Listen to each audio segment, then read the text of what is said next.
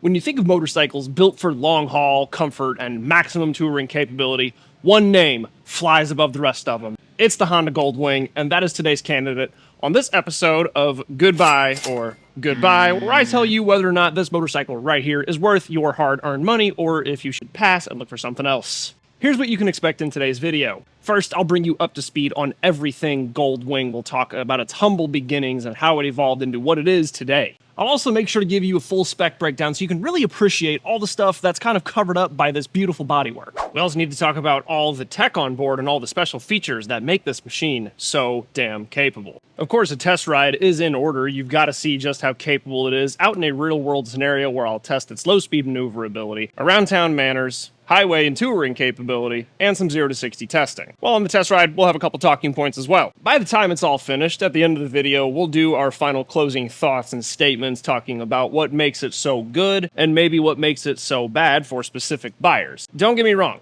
this is a great machine and it's awesome at what it does, but it's not for everybody. And I had something in here in my script about a disclaimer. Yes, there it is. I am not sponsored by Revzilla. I'm not sponsored by Rurock Helmets or eBay or Amazon, but there are a variety of links in the description below that are affiliate links. It doesn't cost you anything extra to shop with those brands using those links, but it does benefit me by giving me a small piece of the pie, which helps me make this channel better for you. I'll have a variety of the accessories found on this Goldwing in that description below, so if you saw something that you like that you think would be useful for your experience on a Goldwing, check it out. That's not right. Much better. Let's talk about this thing.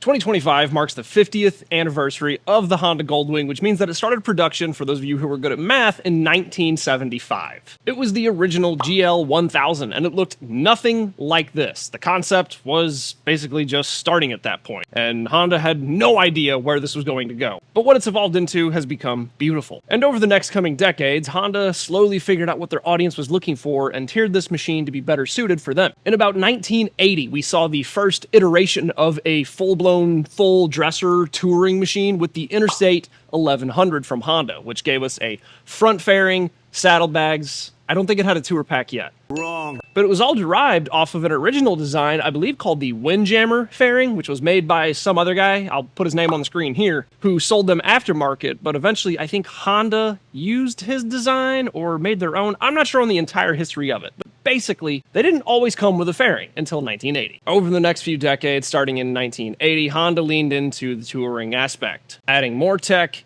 integrated luggage, full fairing, onboard audio, and eventually fuel injection. The bike slowly evolved from a capable cruiser to a full-dress touring icon. I think a lot of this innovation and evolution was because of the Grand American touring company, Harley Davidson, making motorcycles that were doing a lot of the same stuff, and Honda wanted a piece of that pie, and they wanted to do it their own way, which they have done very successfully. Fast forward to today, and the Goldwing can be found in an automatic configuration, making it the ultimate touring machine. It's the perfect culmination of the evolution that took 50 years to get to this point. Refined ergonomics, slimmed down bodywork, a buttery smooth, perfectly balanced flat six engine, and now, for an aging demographic who frequents in this market segment, an automatic option. This feature alone contributes to making grand touring feel effortless on the Goldwing, and a big reason why sales are what they are today for this machine and why it's so successful. But we'll talk more about that dual clutch transmission later. For now, let's talk about some numbers and get into the specs. When you look at the front of a Goldwing, it's obvious that it was built to stop as well as it goes. That's why up at the front, we have a twin rotor setup pinched between a 3-piston caliper on both sides. This bike is equipped with a linked ABS system, so it behaves very predictably under heavy braking circumstances. I had to get very low for this shot because all of the good stuff going on back here covers up the rear disc brake. It's just a single disc, obviously, pinched between looks to be like a 2-piston caliper in the rear. And then this little doodad right here is actually the parking brake for DCT models. The Goldwing suspension is built for comfort and control, which is why it does not use a conventional fork setup, but rather a double wishbone setup with a shock absorber built in above it to reduce front-end dive and keep you glued to the road. You can't see the rear suspension, but it's just a Honda ProLink monoshock, which is electronically controllable from your dash to adjust preload depending on what kind of cargo you have that day. I don't think it's any secret that the star of the show for the Goldwing is its engine. That is a flat six, aka a boxer 6 engine with perfect primary and secondary balancing forces, which means it is the smoothest engine on the market. The only other motorcycle that features a perfectly balanced engine is BMW's very own K1600. I rode one of those once. You can check out this video here to see that. It's kind of old, so it's not that great, but I did ride one. What is crazy is 102 pound-foot of torque coming on at just like 1500 RPM. That's insane torque off takeoff, and though the torque curve does slowly go downhill just the same as any other torque curve, it is still very usable amongst the entire RPM range, which means that you have effortless passing power at any given point. It should come as no surprise that a bike this large does have a very large curb weight, coming in not quite as heavy as your mama, 845 pounds wet and ready to ride. With a seat height of 29.3 inches, it is hefty, but Honda's ability to keep the center of mass nice and low makes it very manageable whenever you pick it up off the stand, and once you start to move, all that mass just melts away. Fuel capacity is fair at 5.5 gallons. On average, the Goldwing gets about 38 miles to the gallon. So realistically, your usable range is about 185 to 205 miles, which kind of falls short of expectations for Grand American Touring, where most guys feel you should be able to do in excess of 200 miles on a tank without needing to fill up. However, if you do run the tank completely bone dry, you could theoretically stretch it to 215 miles, but at that point, you're going to have to push this 845-pound beast to the fuel station whenever you run out. Oh, but the specs list only tells part of the story, and you cannot ride a spec list. So, let us talk a little bit more about some features where the Goldwing really shows off its true touring DNA, eh?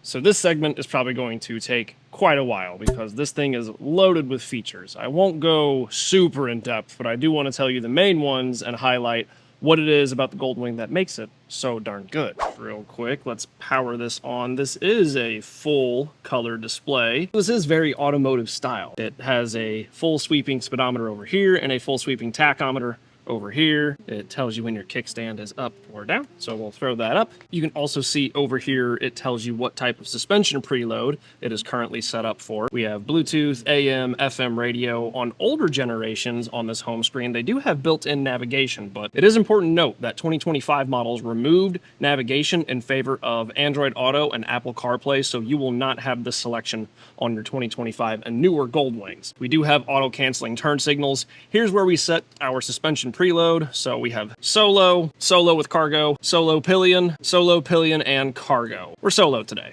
so let's leave it there. Honda selectable torque control, I believe is what that is. So now our torque control and or traction control will be disabled or enabled depending on our selection. Auto dimmer meter illumination sounds to me like it has a little sensor somewhere on the dash here to either brighten it up or darken it down depending on lighting conditions at that time. We have day or night mode. I don't know what either of these do. I'm going to put that back to where it was. Upon messing with this display and seeing what's going on in here, I did notice there's a small dial down in there, and I believe that little gray dial right there is so you can adjust your headlight height depending on where you're riding at. You may want it to be angled up a little bit more so you can see further down the road, but the trade-off is that you might blind other drivers. And on the left-hand side of the screen, you have your total miles. You can see this specimen has 36,800. That is light work for a Goldwing. We have 158 miles of range on a little over half a tank. There are several ways to navigate through this display. One of them is this little dial that you saw me messing with, which doubles as a joystick. I bet some of you did not know that this was like a joystick style dealio here, but you can also come over to the left control and move around using this left hand control. If you don't want to take your hands off the controls, that's just fine. You don't have to. Another great feature is the variable windscreen. I'm going to go ahead and go half zoom here, and if I push this button, you'll see that the windshield rises. So on those extra brisk mornings, extra chilly days, you can get maximum wind protection. This is an aftermarket screen. The factory screen is not quite as tall. I'll put a link in the description below if you want something taller like this one. This is not a factory option on the Goldwing. I believe this is an accessory. This is a CB system, actually, which is hooked in right back here. The previous owner really decked this thing out with all sorts of goodies and accessories. Another crazy feature that the Goldwing has, this one is fully automatic, so there is no clutch lever. But what is even more insane is that it has a reverse function over here. It's kind of melted and gone away over the years, but using this button and then tapping this, you can have walk mode essentially on this thing, where this will back you up and the trigger on the front will move you forward. So that is pretty neat. And here's me using this reverse feature. So you have to pull the front brake in, hit that little switch, and then I'm going to hit that minus button that you saw a second ago, and it's just going to start pulling me backwards. And if I want to creep forwards, I'm going to switch to the positive upshift switch, and we're going to push that, and it'll let us roll forward as well. So it makes moving around an 845-pound motorcycle much easier than if you were trying to push it yourself. So just at least wanted to let you guys see that in action. And then just various other buttons. Oh, this is like one of the funniest things about the Goldwing. The horn in here is straight out of the automotive segment. How funny is that? Here's our selection for the automatic transmission along with our cruise control settings right here. This turns it on, this sets it, allows you to accelerate and decelerate, and RES is resume. So if you tap the brake and cancel it, it will keep memory on where you had it set to, and you can just resume from there. To shut it off, tap the brake, shut the cruise control switch off, roll the throttle forward, or tap your rear brake down there. We do have mid-style foot controls, so your feet are pretty well underneath of you. You can do what this guy did. I will put a link for these below and add some accessory footholds out here so you can really stretch out whenever you're crushing miles and don't want to be all cramped up with your feet directly underneath of you. For those of you with maybe knee or hip problems that want to ride a Goldwing, there are solutions for you to be able to do that on the long haul. Got a little side door over here as well. This guy opens up to reveal some added storage. Not sure what's going on with this, but yep, just a little bit extra storage in there. Maybe toss your phone in, wallet, and this is also where you access your fuel door. So if you push this down, this lid then pops up and open, and now you can add fuel to your Goldwing. And there is also a spot up here where you put your key fob, and that is this guy right here. It looks like whoever had this previously took out the piece of foam that comes in there to keep this from vibrating around, but this does slot itself in there nicely and should prevent it from vibrating and damaging it. I don't know what this is. Maybe this is for their CB radio. Someone in the comments, let me know what's going on here. Also, fog lamp switch, heated grips, heated seat, the audio button to switch between your helmet intercom and the audio on the unit. And then these three buttons control various info on your dash where you can cycle through and get some data readouts along the bottom. If you just get the standard Goldwing, you don't get the Tour pack, but you do still get the saddlebags. And the Goldwing Tour, specifically the Tour model DCT or manual, gets the Tour pack for your passenger rider, which is padded and finished very, very nicely. Love the way these sit back here. Not that I spend a lot of time back there, but they are very comfortable whenever you test them out in the showroom, and your passenger even gets a floorboard where all you get is a foot peg. So I think that was an interesting choice by Honda, not to give you a footboard, but your pillion one. I guess happy passenger, happy rider. This little bag right here is opened up with this button right here. Let's get a better look at that. So you push this, and that comes open nice and slow with this little gas charge shock to slowly allow that to open. Decent space in there, enough for a half helmet, some bottles of water, gloves, straps, miscellaneous items, maybe a safety kit or something, and a roadside emergency kit. The rear Tour pack, this is not standard. This was another add-on. Again, I will put a link for that in the description, but this is something that you can add and put the light bar down there. Very classic Goldwing-esque. And the button to get in this trunk is right here. And then you just have to manually lift it open to reveal the goodies on the inside.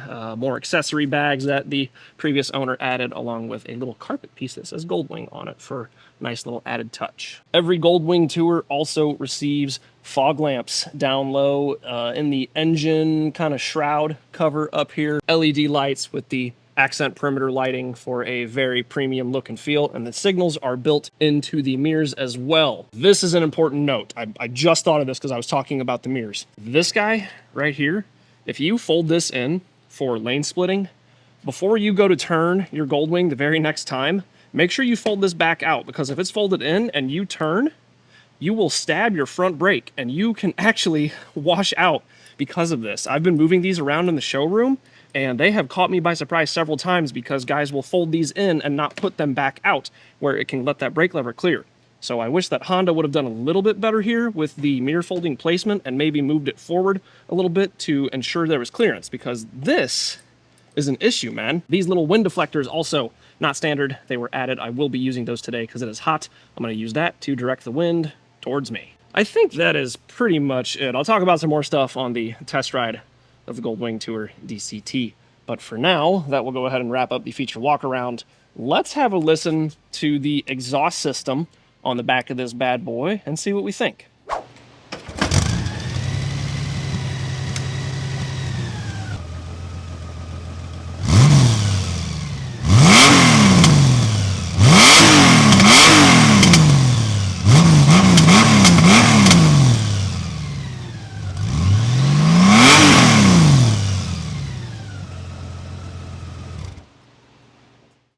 Okay, we have done a lot of talking.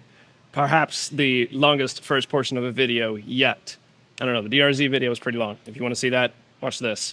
But right now, we're ready to go ride this big honking beast. So, let's go ahead and put ourselves in drive, get our gear on, and let's giddy up.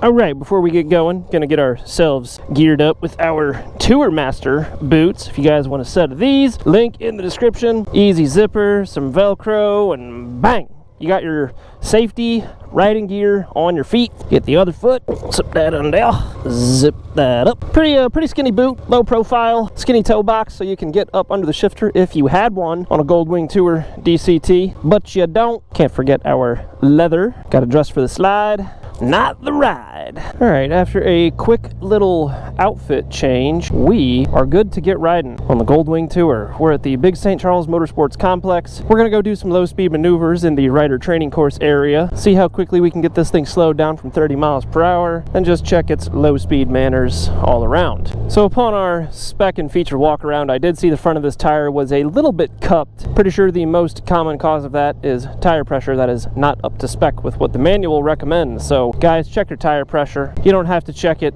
every single day, but maybe once every 2 weeks, and before a serious long ride or a spirited ride comes along, you should be checking that. Feels like we have enough heat worked into everything at this point where we can start performing our tests. Let's check out the brakes on the Honda Goldwing Tour and how quickly we can stop 845 pounds from 30 miles per hour. 30. So I started at that green mark. 1, 2, 3, 4.5 parking spaces. Heavy Goldwing. Let's try it again. Stand on them a little bit more firm this time. 30. All right, much better that time. We got 1, 2, 2 3/4.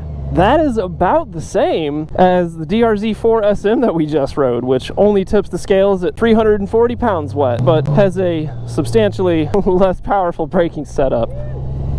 Last effort. 30. I mean, this thing really stops well for such a big, powerful machine. 1, 2, 3, 3.5. So kind of all over the place. At one time, we got 2 3/4. Another time, we got 3.5. Another time, we got 4.5. So let's just kind of average it out and say that 3.5 is a safe distance to stop from 30 miles per hour. If each parking spot is 8 feet wide, 8 feet times 4 would be 32. 8 feet times 3 would be 24. So the middle point would be 27.5 feet, I think. So let's call it 27.5 feet to slow down from 30 miles per hour. Up next, let's check how tight we can turn the Goldwing Tour DCT between 2 parking spaces. I doubt we'll be able to make it go between 2 spaces, but let's give it heck and see what we can do. Let's put ourselves in economy mode and let's switch this over to the manual selector so it doesn't try to shift up on us. 2-space test, Honda Goldwing DCT.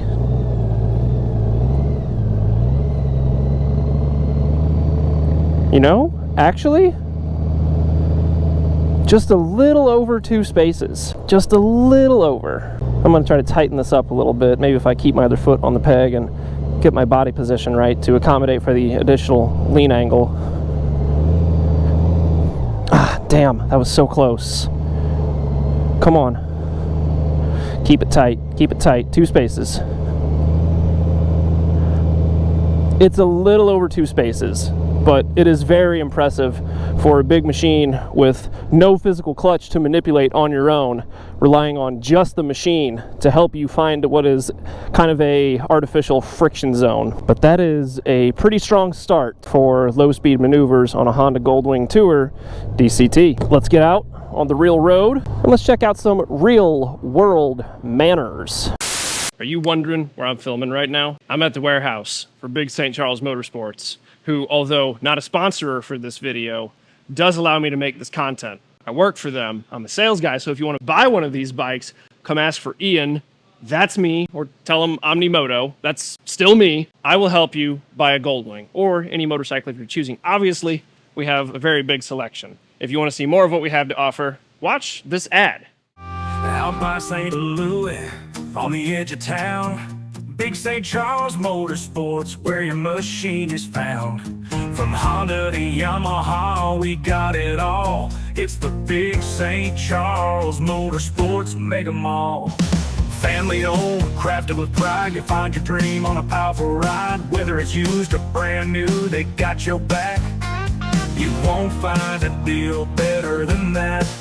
At Big St. Charles, they treat you right. 2,000 bikes ready, shining in the showroom light. Financing's easy, whether it's big or small. 636-946-6487. Give them a call. Big St. Charles, where the road begins. Hop on that saddle, rev up that V-twin. They got Kawasaki, Suzuki, and KTM too. Whether off-road or... Thank you for watching that. Thank you for being patient. Let's go back to the video to learn more about the Goldwing. Let's switch ourselves over to tour mode. I believe this is the kind of average throttle map. Here we go.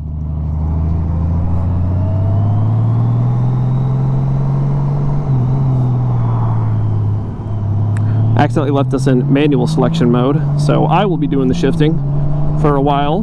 The saddle of a Honda Goldwing is very, very comfortable. I know that we've only been in it for a few short minutes here, but it should be no secret that this machine is built with comfort in mind. And while we're kind of in a scenario where it's low speed, not a whole lot of distractions, let's talk about the mirrors. The mirrors are affixed to the body of the Goldwing rather than the handlebars, so they are always pointing directly back, and they're very, very wide out because they're on the bodywork on a little perch. They look very automotive style, and because of that, you have excellent visibility out of these mirrors. Since the engine is perfectly balanced, you don't have any vibration going into the mirrors to worry about. You know, maybe a little bit from the road vibration and the tires. You can see crystal clear behind you, nearly 100% usability out of the mirrors. As we buzz along, 5th, 6th, 7th, my goodness, just turning 1500 RPM at 50 miles per hour. What a beast of a machine. Need to open my jacket up a little bit and get some airflow directed back at me, because it is a warm one out here today. A very, very mild 93 degrees according to our Goldwing's dash. Let's pull over for a brief moment and let's put ourselves into the fully automatic mode. I don't want to be responsible for shifting this big thing anymore. I'll let it do the thinking, do the work for me. And just a completely mindless riding experience. This thing is on the verge of being able to just drive itself. Truly, Grand American Touring has never been more attractive than a Honda Goldwing. A Harley Davidson, Road Glide Ultra, or Street Glide Ultra, Electric Glide Ultra Classic, those are all fine machines to do it with, but they just don't measure up in the same way that the Honda Goldwing does whenever it comes to being smooth and incredibly powerful. I mean, Harleys are strong torque machines. They make, I think, more torque than a Goldwing, but they just don't feel like they make the power as well. I don't know, something about the Goldwing really just feels a bit more premium and like it flies above the rest of them. Pun intended with the whole Goldwing. The Indian Pursuit is another great contender for Grand American Touring, but just like a Harley Davidson, those guys run V-twin motors, which are not known for their incredible smoothness. Quite the opposite, actually. Seems like the main draw to a V-twin for a lot of riders is the fact that you can feel it vibrating, so you know that there's something alive in between your legs. And the Goldwing is just buttery smooth, but I tell you, that butter sure butters my biscuits. And if you have to worry about one less item, i.e. the clutch, that just means that you get to enjoy the rest of the ride that much more, because you're not focused on that. You get to focus on what's going on around you. At a certain point though, you know, you kind of start to wonder, does it take away from what motorcycling is? And it kind of goes back to what I was just talking about. If you can enjoy more of what's around you on two wheels, isn't that what it's all about? Is getting out there and experiencing and going new places and really figuring out where your limits are on two wheels? I don't know. I guess you could look at it both ways. There really is no compromise though when it comes to the legitimacy of the touring capabilities of the Honda Goldwing. And just motors along, man. We're just back here, no hand in it, cruise control set, red light coming up, no worries, we'll just tap our brake and the machine will shift down for us. 4th, 3rd, second, and back down into first. So it really just does do everything. The suspension, I talked a little bit about that in the front, so it kind of works in the same way that BMW's telelever suspension works on their R1300 GS or 1250 GS, 1200 GS platform, where it has a solid wishbone up in the front, and it uses a shock absorber, aka a spring and strut type system, in the central location above that wishbone. And it's connected to these little tie rod devices, which you can actually kind of see moving around whenever you're going down the road. But that shock absorber, what it does is whenever you hit the brakes on a normal motorcycle with conventional forks, the front end dives, which on a sport bike is what you want so that you can load your front tire and get that carcass of the tire to flex and find traction in the road surface beneath you so you can really rail a corner with maximum grip. Now, a Goldwing has good grip because it's 845 pounds, but it doesn't dive on the front end, much like a BMW doesn't dive on the front end, because of that shock absorber preventing it. So if I jam on the brakes right here, my front end stays very, very far up without diving into the ground. So that is a very neat and unique style of suspension. I believe Mr. Zach Kortz called it a, I'm going to try to get this right, a Hossix style front end, I think is what he said. And I guess that's just the term for a telelever style system like what BMW runs and what we're riding with on the Goldwing today. That's interesting. I did not know it was referred to as that, so thank you for the bit of knowledge, Mr. Kortz.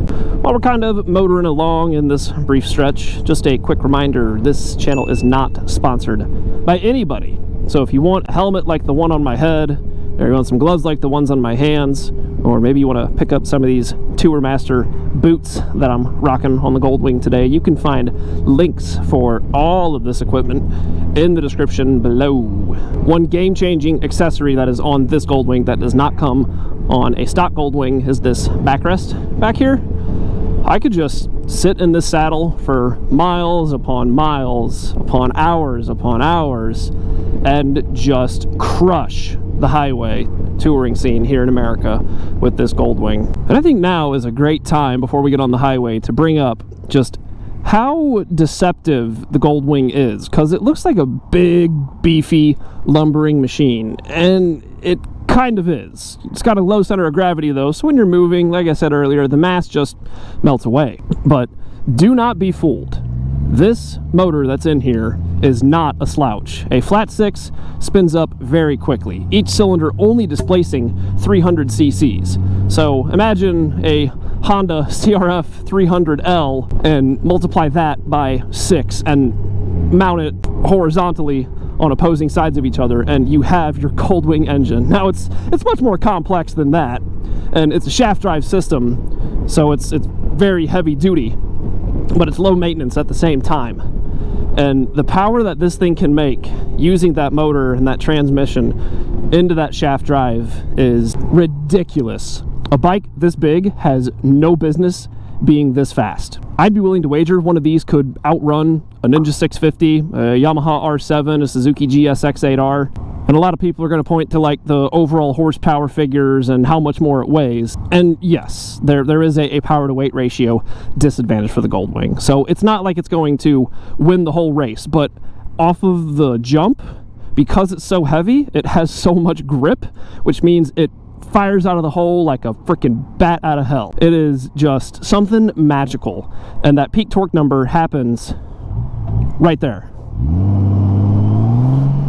So as we are going to get on the highway here, we'll ramp it up to speed, check out the cruising altitude at 70 to 80, maybe 90 miles per hour. We'll put ourselves in sport mode so we can really check out the acceleration, and we'll use the cruise control and play with the windshield as well.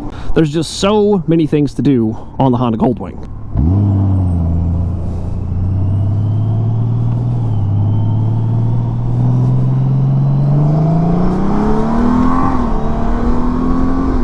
Oh yeah, we're cruising. This thing just hauls ass.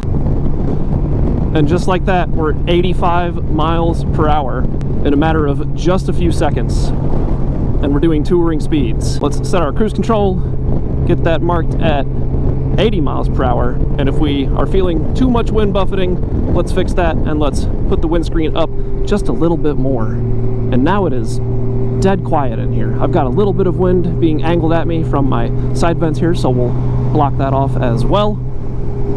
Set our cruise control again, and now we're moving. If it was the middle of the winter and you were going across the country, you would be perfectly protected from the wind, and you could even turn on your heated grips and your heated seat, and you would just be happier than a cat in a yarn factory. You have it made in the shade, man. This is incredible. It's so quiet inside my helmet right now. Otherwise, you know, these Ruroc helmets are a little bit noisy because they're lightweight carbon fiber shells, but I don't even need earplugs. This is a magical experience that I highly encourage you to take advantage of should you ever get the opportunity. All right, let's get these back down and get some wind back on us.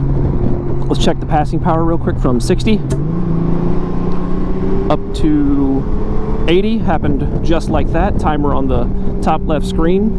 And if you decide that this machine is not shifting down rapidly enough for you, you can always override the DCT and do it yourself with these little paddle shifters built into the hand controls. Now, if you've been here before, you know for certain that where we're going right now is to do some 0 to 60 testing.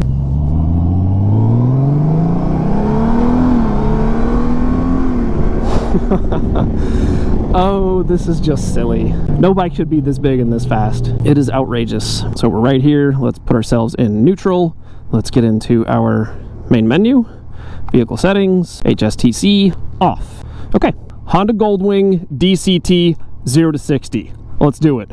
3, 2, 1, go. 60. Oh, that's so fast. So it is a DCT. We probably won't be able to get any better than that, but let's try to get a little bit better than that with another run. Take 2 for the Honda Goldwing DCT 0 to 60 test in 3, 2, 1, go. 60. Got a little bit of wheel spin on that run. Man, usually we would check to see if the motorcycle wheelies. I think that the DCT is capable of wheeling. I know that the Honda Rebel 1100 can do a wheelie with its DCT, which makes me think that the Goldwing could probably do it too. I'm gonna give it just like one good effort, and if it doesn't do it, then it doesn't do it, and that's that. I do need to put it in the manual selection though, so I can have control of the gearbox. Here we go. I mean, I felt it stand up a little bit. What if we go into second and we slow down a little bit and we try to get it at that peak torque output number right there around 1500 RPM. Maybe if I bounce it. Here we go. Dude, that front tire came off the ground. What an absolute menace to the American motorcycle manufacturers. Honda pretty much was just like, yo, we're going to mop the floor with you guys once we get this thing figured out. It's over. Now, it didn't crush them. You know, Harley still sells more motorcycles than anybody in America, but like Indian is still up and coming. Their sales numbers are nowhere near Harley or Honda. But damn, I would be so surprised if you gave professional level, whatever that would mean, touring riders a Goldwing and a Harley Davidson, like top of the line touring model. I would be so surprised if any of them went with the Harley over the Goldwing. I think the foot position is the only area where Harley maybe tops the Goldwing, but whenever you have these accessory pieces that come off of the engine like this, I mean, this is the solution. It's like if you want the comfort and the stretched out forward position of a Harley, but you don't want to compromise that with what the Goldwing offers, you can just do this and everything's fine.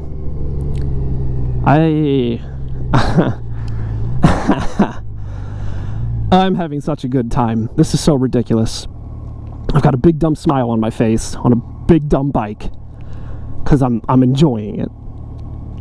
Me and my passenger that ride around together on my MT10, it's not made for a passenger, right? Let's be real. That is not a pillion-friendly machine. Regardless of what kind of comfort seat you throw at it, your passenger's never going to be as comfortable on the back of a sport bike as they will be on a touring-oriented machine. I have a hunch that if she got on this and rode with me on the back of this, she would immediately tell me to get rid of my MT10 and find a way to make a trade towards one of these. We could do so much. We could go so far. I put the throttle into economy mode, so it really rose through the gears super quick. It doesn't let them hang out a ton because obviously as you turn more RPM and your engine's spinning faster, it uses more fuel. So Econ or Eco mode on the Goldwing's throttle mapping keeps the RPMs low, and the DCT shifts gears much more frequently to keep those RPMs as low as possible. So Eco mode won't give you the most thrilling experience, but that's not what it's made to do. Eco mode is there to be, well, economical. If you want something more sporty, just click this button here and you will get put into sport mode eventually. And now it dropped me down to 5th. All I did was switch it into sport mode and slow down a little bit, and now it's hanging in 5th gear. If I switch it to economy, close the throttle, let it reset. Oh, 7th. There it is. So it finally caught back up. And then you have rain mode, which is probably similar to eco mode, but enhances the traction control a little bit more than eco mode would. And then tour mode is, again, just your kind of average throttle response mode. Not super snatchy, but not super soft either. Pretty 1-to-1 ratio on that ride mode. Let's merge back into traffic. I'm having a good time, but that should tell you something, because I am a sport bike guy, and the Goldwing, I believe, has captured my heart.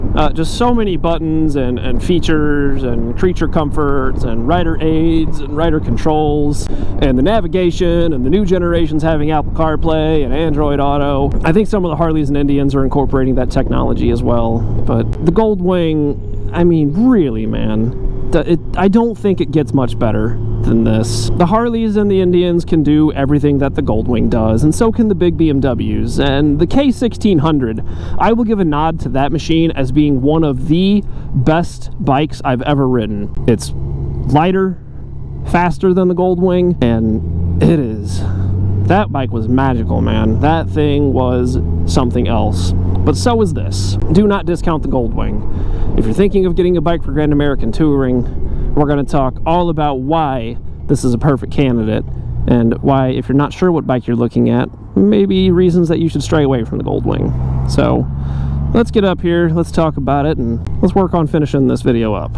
So I think we know why someone would buy a Honda Goldwing. It's for the touring rider who prioritizes comfort, tech, and stability above all else. The Goldwing Tour DCT is the complete package. The Flat 6's engine's inherent primary and secondary balance deliver a vibration-free platform that reduces rider fatigue over long miles. And the fact this beast comes in a DCT setup just means that more riders have more options, and you don't have to stop riding. As long as you can twist the throttle and work the brakes, you can continue thanks to Honda's DCT system. And the DCT removes much of the mechanical fuss from shifting, especially helpful in traffic or when you want to focus on the road. The unique front suspension, the electronic preload in the rear, the adjustable windscreen, rich infotainment system, integrated luggage, and practical touches like the reverse gear make it a turnkey, long-term, long-distance machine. To cap it all off, Honda offers a 3-year unlimited mileage warranty. That means you've got peace of mind for big trips and high mileage. If your primary goal is comfortable, confident, and technologically advanced touring, the Goldwing is a good buy. Now, on the flip side, why might someone pass on such a fine specimen? First off, the Goldwing is large. It has a very big footprint, and it's also heavy because of that. At 845 pounds wet, it's one of the heaviest in its class. And that overall bulk could be a barrier to a new or smaller rider and can feel like overkill for short urban rides or weekend canyon outings. The 90 horsepower figure is actually pretty on par with the rest of the market, not class leading, but not bottom of the barrel either.